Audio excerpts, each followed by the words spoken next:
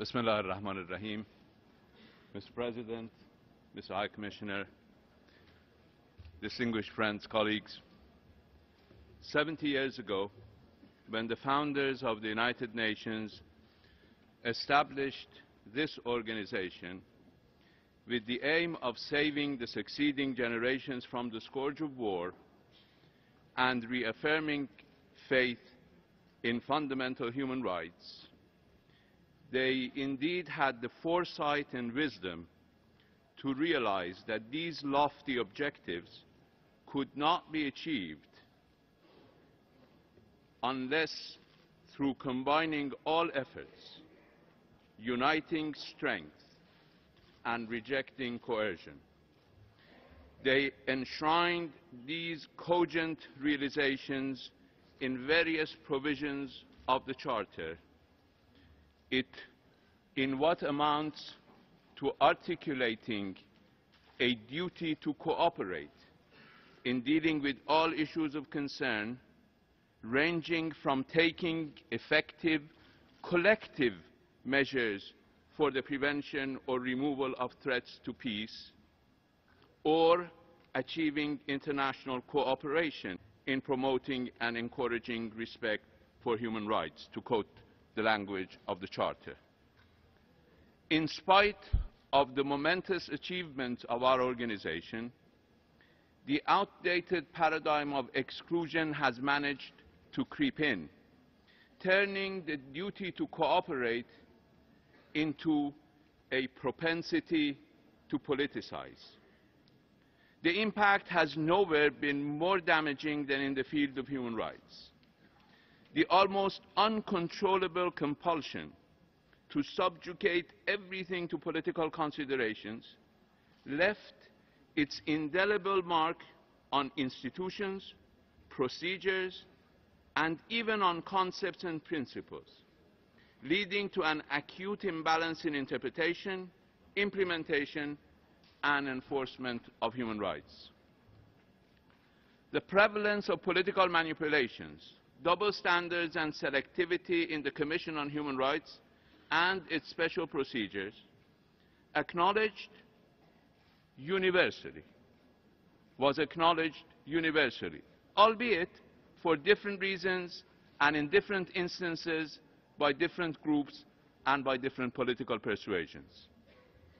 Yet selectivity and double standards are far more detrimental when they infect concepts and principles. Take freedom of expression, for instance.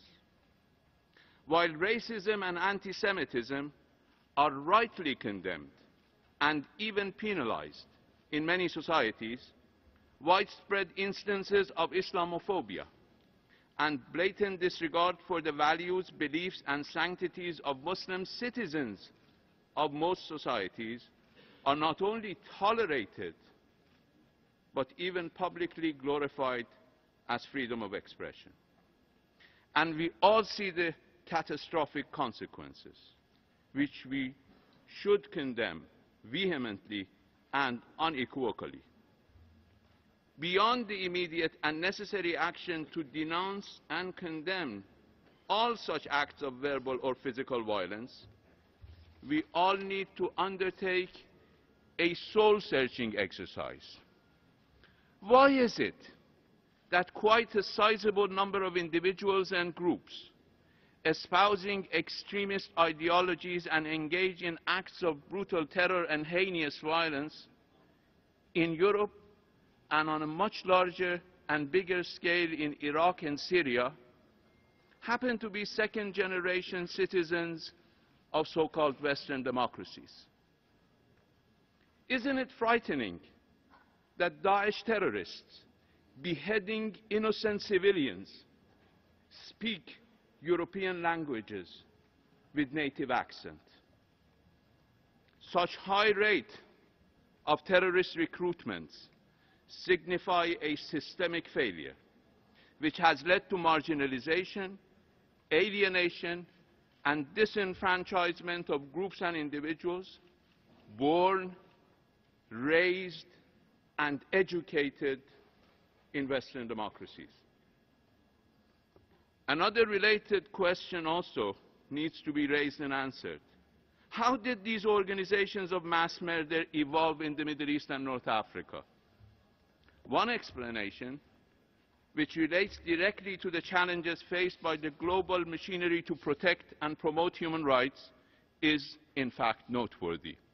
These groups owe their inception and growth to the short-sightedly defined security and strategic interests of certain regional and global powers, conveniently shrouded under the pretext of human rights.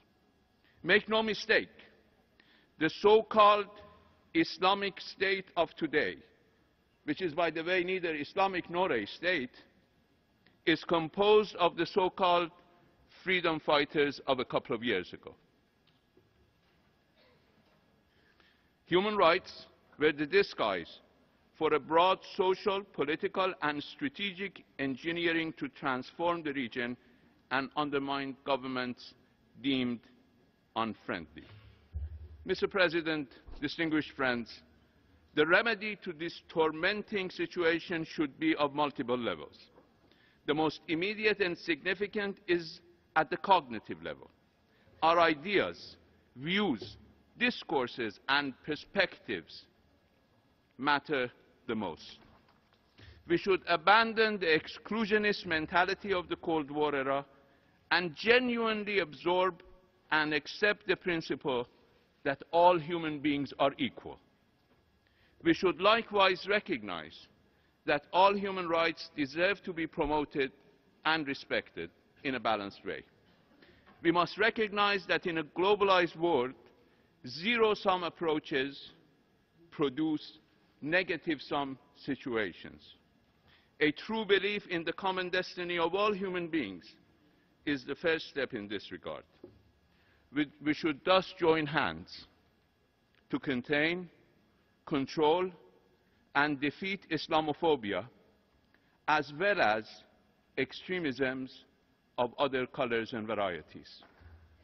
I firmly believe that in spite of all challenges, the United Nations is the most appropriate global setting with the capacity to produce ideas, procedures, and space for consensus building.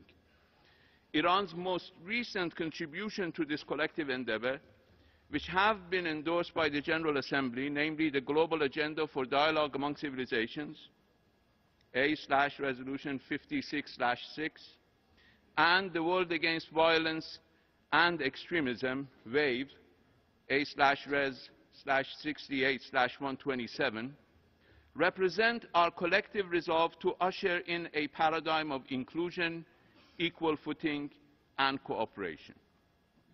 On the political level, using human rights as an instrument of security policy should be shelved, and selectivity and double standards should be abandoned. We really need this paradigm shift, not to an unknown paradigm, but simply back to the principles of our Charter. Maybe it's too much to expect that the paradigm shift could begin with global security or disarmament, however urgently needed they may be, but we can certainly start with human rights by resisting the urge to politicize everything.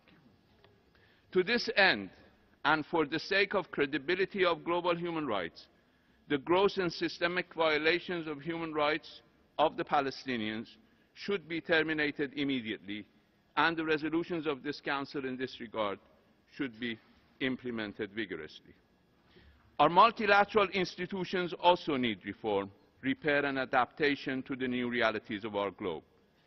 We are approaching the first decade of the establishment of the Human Rights Council. This Council has a mixed record. The Universal Periodic Review is indeed a positive one.